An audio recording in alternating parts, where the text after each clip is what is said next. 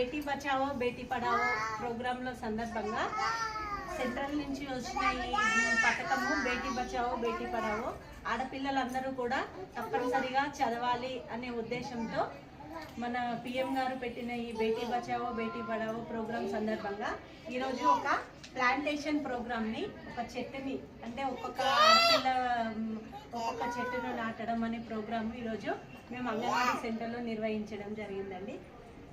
చెప్పండి. బేటీ బచావో బేటీ పడావో బేటీ బచావో బేటీ పడావో. చెట్టు పెట్టినాం కదా మనం, చెట్టుకు రోజు నీళ్లు పోయాలి, మరి లేకపోతే ఏమైతుంది, ఎండిపోతుంది. Okay, thank you.